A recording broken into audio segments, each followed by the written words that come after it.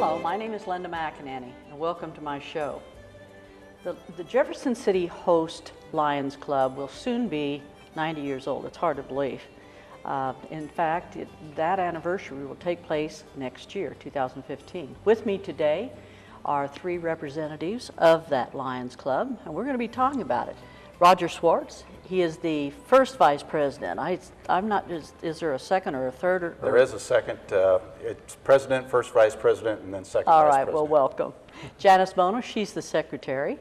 And Lyle Rosberg, he is a volunteer and a member as well. And we'll get into his volunteer activities a little later in the program. But guys, thank you very much for joining me, and welcome to the show.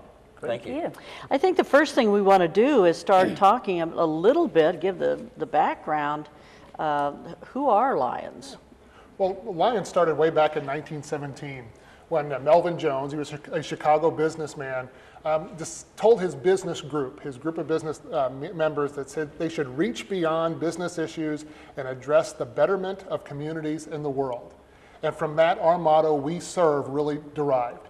And he contacted a group of other business clubs in the Chicago area, and basically in 1917 formed what we now today call the Lions Clubs. And within 3 years, by 1920, they were international.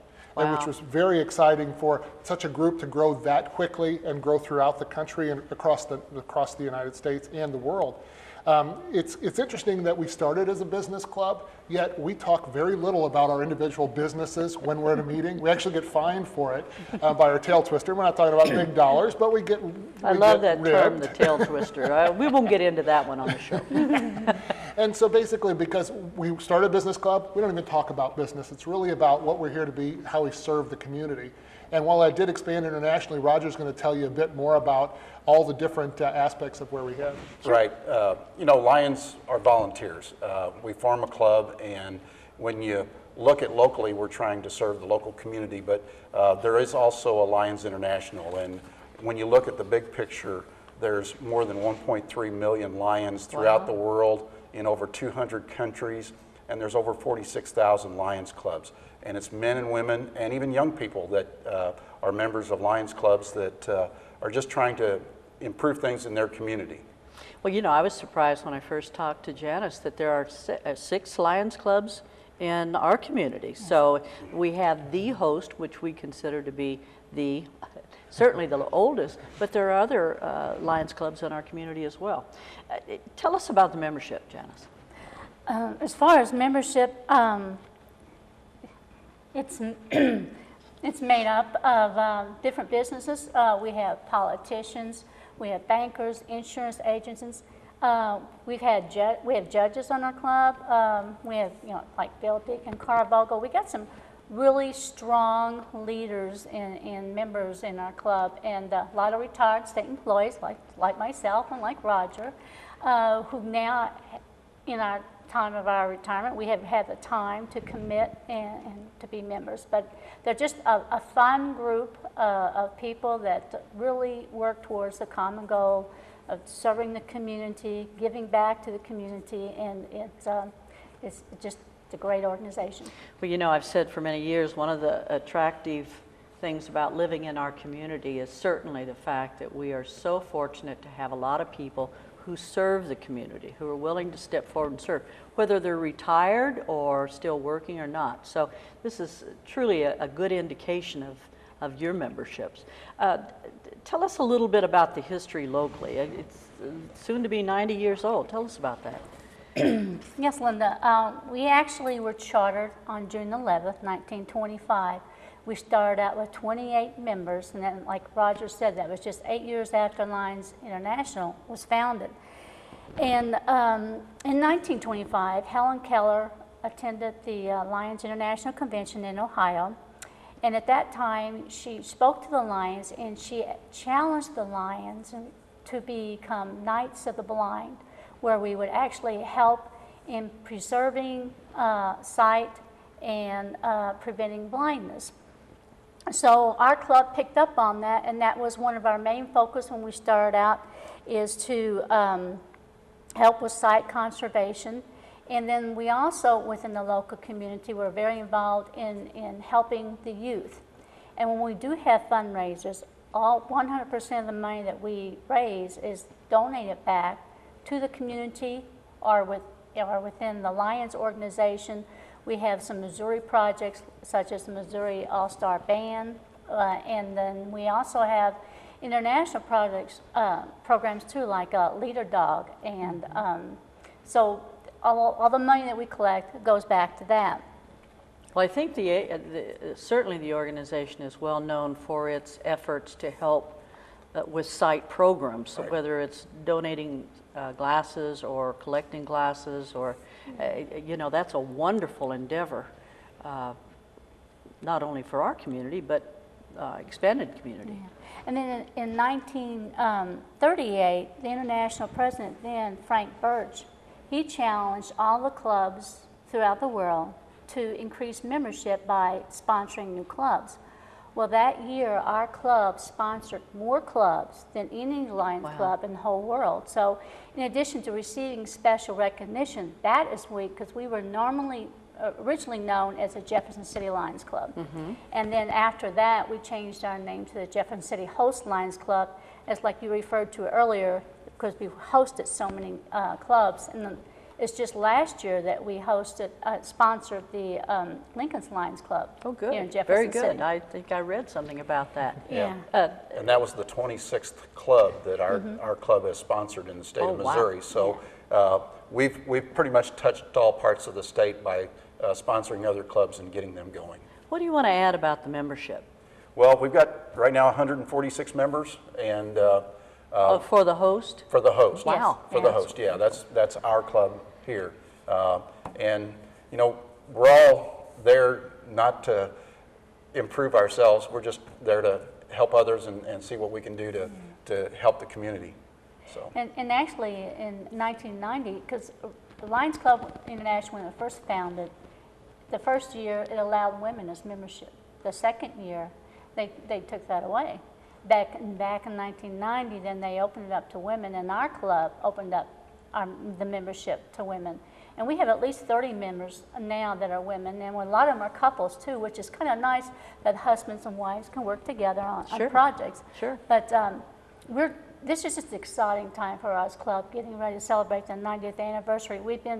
The club has been so blessed to have such strong leaders and members in the club who've got the ability and the commitment to really, truly serve the community. Well, I'm interested in learning about the celebration for next year, and we're going to talk about that in just a minute. How often and where do you meet, Lyle? Share that with us. Sure, we meet at noon on Wednesdays. Okay. And we meet every week, and we kind of we squeeze that meeting time into going there, getting lunch, having some Lions business, learning something new, talk about the programs that are coming up, and getting back to work before that 1 o'clock noon hour basically expires. So it's very convenient from that perspective. Most people have to eat anyway, so why not join it with a big group of friends that you want to hang out with? And so it works out pretty well. Right now we're meeting at the Truman Hotel. And we're meeting there. We're kind of in flux a little bit. We've been moving to different locations because things have changed over the years. Used to be in the Baptist building many, many years ago before my time. Oh, is that right?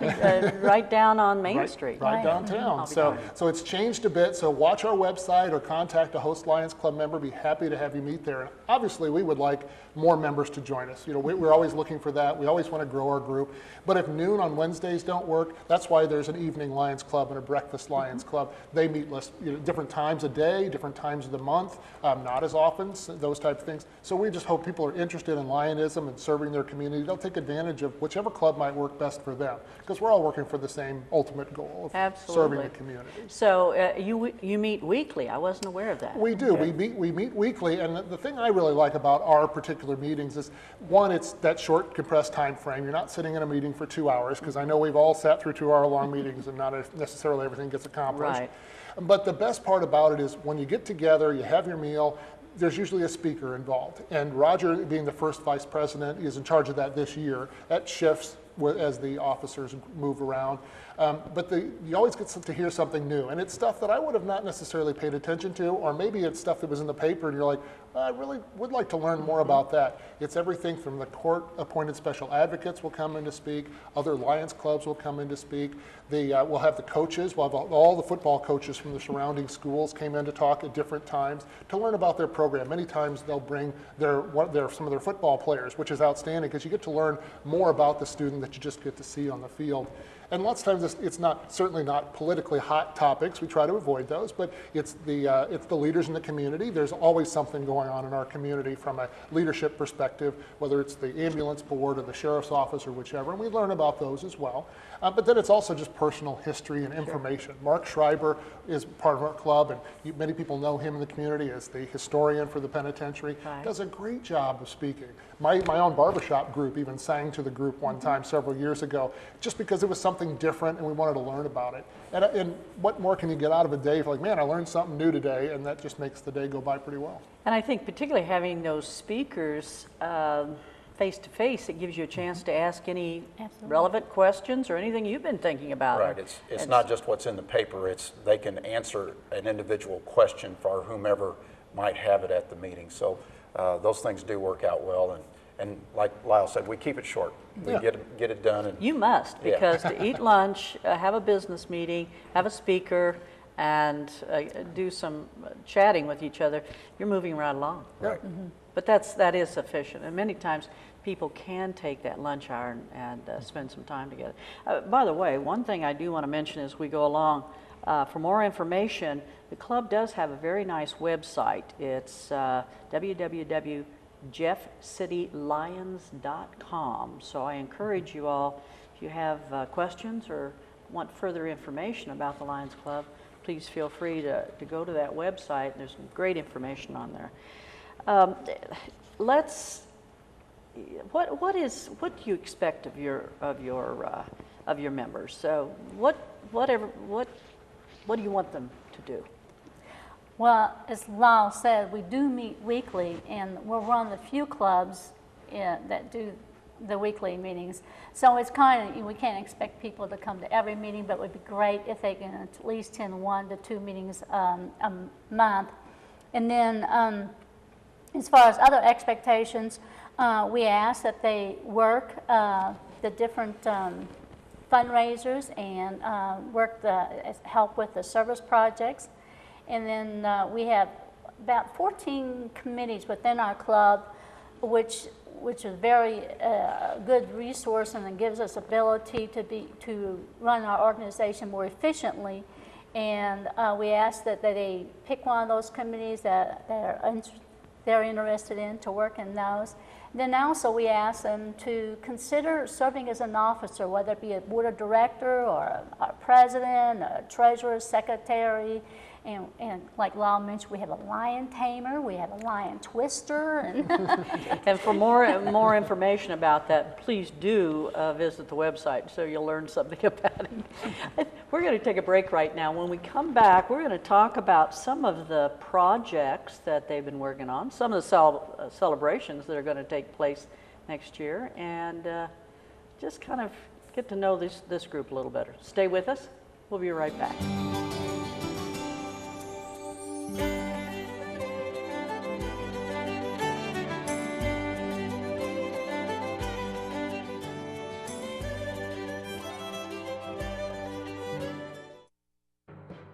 In the next 60 seconds, 12 people in our world will go blind.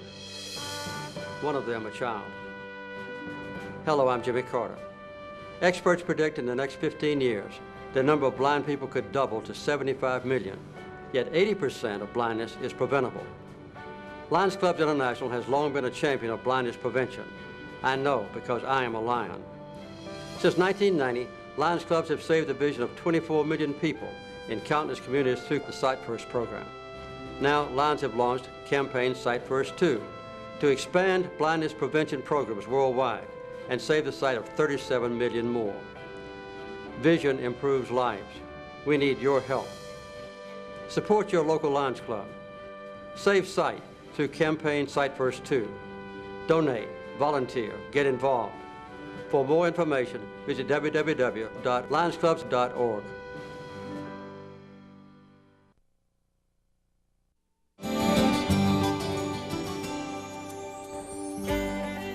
Welcome back. Thanks for staying with us. My guests today are from the Jefferson City Host Lions Club, Roger Schwartz, Janice Bono, and Lyle Rosberg. So once again, thanks for joining me. I'm going to ask each of you a question as to what brought you to the Lions Club. Roger, I'm going to start out with you. Well, why did you become a member, and how long ago, by the way? I'm the rookie of the group sitting here. I've only been a member of this club for 4 years now, but I worked in state government, and the job I've had in the past, I've done a lot of presentations to different Lions clubs all over central Missouri, and I knew what Lions clubs were about, but then after I retired and went to work for the city for a short while, the folks from the club asked me to join them. They said, we need somebody from the city that's going to be a member of our club. So I said, yes, I'll be glad to do that, because I pretty much knew what Lions did anyway from being at a lot of their meetings. Well, very good. And you've been a member for 4 years. Right. That still is a pretty good size time. And you are the first vice president now. Right. Uh-oh, guess what? We got him Next involved, year. didn't you? Right. Janice, what about you? Well, actually, I've been involved with the Lions for 16 years, but a member for 15 years. How I got involved was my sister Patty Sudoff. She was a member of the club. And at that time, we had a Leo's Club, which is a group of youths from like 11 to 16 who did service projects. And she was having those kids do service projects. They did 2 or 3 a month. And so I decided to start helping with her, because I like working with the young kids in that too. And I just had a wonderful time, and I could see it was a great thing. And this is about the time I was getting close to retiring, and I thought, okay, I'm going to go ahead and join the club. And I've been very active. I was the first female president of our club. Congratulations, Yeah. that's wonderful. And now I've taken over this role as secretary. It's a You're big busier, job. I was going to say. Time-consuming job, Yes, but you know, I find it so rewarding to be a member of this club. They're just such a wonderful group of people, and to be able to surround yourself with people who share the same values and cares that you do to helping the community, it just makes life good. That's wonderful. Lyle, what about you? Well, I've been a member for a lucky 13 years, and I didn't wait till I retired, so you don't have to wait till you're retired. You can join us anytime. I wasn't a native of Jeff City, and I moved to Jeff City, and my job that brought me here still had me going to Columbia and Fulton and out of town most of the time, and I didn't get to know a lot of people in town. And I liked Jeff City, I liked living here, but so this was a great opportunity. Once I had a new job that I was actually in town on Wednesdays, I was able to go to the meetings regularly, get to know them. Didn't know everybody, but you realized how diverse the membership is. Janice mentioned some of the background, but I mean, we've got deputy sheriffs, we've got politicians, we've got grocery store owners, we've got all sorts of different backgrounds. And even though we don't focus on that, you just get to know them over time. And what really expanded my horizons within the club is when you start being involved and being a chairman of something, or getting assigned a duty, or becoming a board member. Because all of a sudden, now you got to find out, well, where does this person work, and what do they do, and how does this fit into the piece, and why are they on the committee? Well, you do all those different things, and then you realize how much everyone is very willing to jump in, how much they're very committed to the club and to that particular project.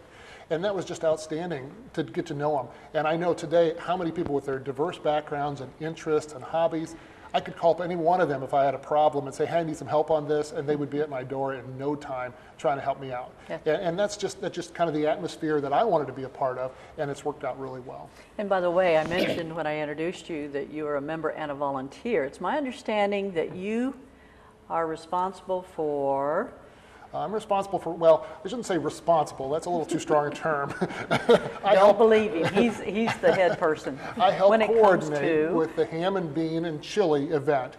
And it's not just myself, because there's a huge group there, but it's always good to have some continuity in the leadership position. Absolutely. And right now, Roger, even though he's one of the new guys, he got pulled into the trio of Dennis Licklider, myself, and Roger that put on the ham and bean event. And we're up to this next coming year, in February 4th of 2015 will be our 49th annual ham and bean and chili. We just added chili a few years ago, but it's been a ham and bean event for a long time. And I want to hear about that event, because it's well known in the community. Yes. You know. Yeah, okay, let's talk about the big anniversary next year. What's the plans? Well, we've got a committee put together that's going to make plans.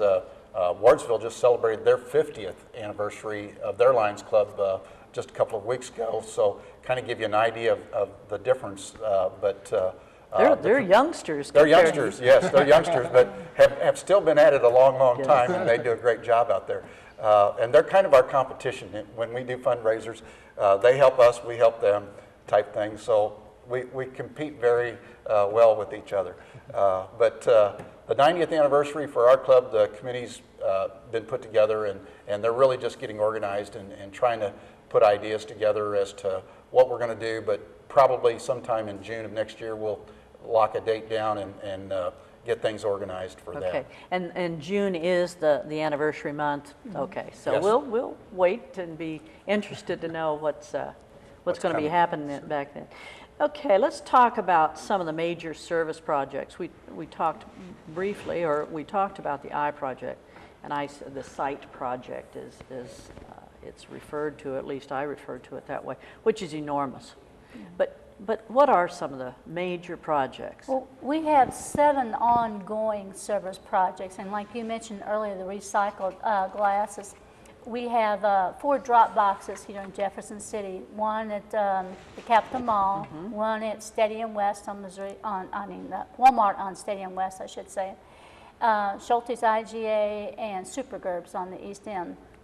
And we go there once a month to pick up the eyeglasses, and then they are taken to Columbia, where they are sorted and categorized by strength and taken to the third world countries. It's amazing sometimes the things that you can find in those drop boxes. They're painted yellow, and they got the Lions logo on there. They're actually old mailboxes. But one time we found a glass eye. One time we found a set of dentures. Wow. Well, there may have been just a little misunderstanding, but not a lot. And even sometimes, especially at the Schulte's drop box, people there's a mailbox right next to it, and we're always finding mail. So it's a pretty good thing that we go there at least once a month Yes. to pick it up, so that we can get the mail put in the mailbox then. Another program we have is we partner with the Missouri Lions Eye Research Foundation, also known as Saving Sight in Columbia. And with their help, we assisted their technicians in providing free vision screenings for children in the ages 6 months to 7 years. We go to the daycares and the preschools and the elementary schools to conduct these screenings.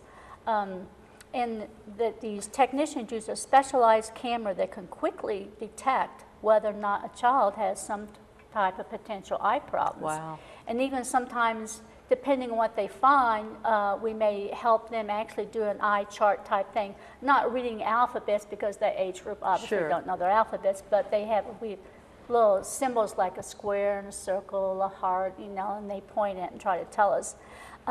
Just last week, we had 4 screenings, one at Immaculate Conception School, Kids Unlimited, the Methodist Preschool, Yes. and Southwest School, and we screened over 253 children That's wonderful. in 1 week.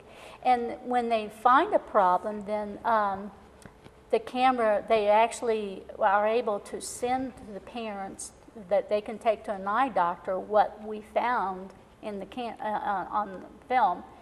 And it's really rewarding to work with the kids. It's fun to work with them, and and a lot of children that age do not realize they have vision problems because they don't know what good vision is. Sure. So that's and perhaps the parent doesn't either. right. Not having yeah. any frame Absolutely. of Yeah. reference. So. And it's kind of rewarding when you go back the following year to that school or whatever, and you see that child wearing glasses, and the teacher said it just made an enormous change in that child, and then now could see, and they participate better in class. So, And they once learn. again, Yes. it's just It's a a good wonderful experience. program. What about building projects? You've got a few building projects going, don't you? Our club has participated in lots of those throughout the community over many, many years. The project that we're working on right now is with the Parks and Rec Department to construct a bridge on West Edgewood where the Greenway Trail is out there today. They've got a trail that goes up over the hill on the south side of Wares Creek, but don't really have good access to it. So we're going to be able to build a bridge across Wares Creek there from the Greenway Trail that will hook up to that trail so that people will be able to use it to hike or mountain bike or whatever. So we're putting $16,000 in that project with the Parks and Rec Department. And I mean, you look at some of the history things that we've done around the community. We participated at the high school football field with the new track that's there. We put $15,000 in the new track. We put $20,000 into the new locker room that's there. We put $15,000 into the Miller Performing Arts Center when it was redone. Wow. So some of those were some of the more recent things that we've participated in, but we've done lots of things. If you go back far enough, our club was involved in building the ice arena. We were involved in building the clubhouse at the golf course. So lots of things that we've been involved with for many, many years. Good. It takes money to do this, though, Lyle. It does. It does. How is this working? Well, we've narrowed it down to basically 4 fundraisers that we have each year. And we don't designate any one of those dollars to go to any one of those projects. It's just our general fundraisers, and they've evolved over the years. We've done light bulb sales, and we've done gypsy caravan, flea market, things like that. But one of our biggest one, of course, the one Roger and I are most involved with, is the Ham and Bean that occurs in February. Serve over 1,900 people, go through 96 gallons of sauerkraut, all sorts of good stuff. A full day event when you really get to know your club members. But like I said, it's kind of iconic, and most people look forward to it during that time of year. Absolutely. Another one we have is our peanut sales, which we do around Memorial Day. It's the Dusty Duskins Memorial Peanut Day. And he brought that idea. Dusty was a member of ours, has since passed away, but he brought that idea from Columbia where they were selling candy, and we started selling peanuts, and we go through 2,400 pounds of peanuts. That's amazing. You know, with all of these projects and you need those kind of fundraisers, so it's very important. You know, I'm hoping that this opportunity will encourage people to want to know more about your organization. Janice, what do they need to do? Okay, if they're interested in knowing more about Lions or maybe interested in being in Lions, I recommend, excuse me, that they check out our website, like you mentioned earlier. It's www.jeffcitylions.com. It has a list of all of our members and activities and stuff, and then of course you can always go to Lions International website, which is www.lionsclubs.org, when you can see what Lions are doing across throughout the world, I should say. But membership is by invitation only. You have to be invited by a member to join. So that's why if you come to a meeting or if you help out at a project, you can see it. How well do I fit in this? Good. And then. And if they have any individual questions, they can give you a call too. Absolutely. Can they not? 893-2994. That's 573-893-2994. Guys, God bless you for doing what you're doing, certainly in our community, but for the expanded community as well. So appreciate your appearing today, and hope that this will give people an opportunity to say, hey, I want to learn more about the Lions Club, and I want to participate. So hopefully that's exactly what will happen. And have a good anniversary next year. Have a good party, you know? We'll make sure you know all about it. Please do. And thanks again for joining us. We look forward to seeing you again next time. As I said earlier, if you want more information, just go into the website, www.jeffcitylions.com. A lot of good information. That's it for tonight. Good night and God bless. Thank you. There you go.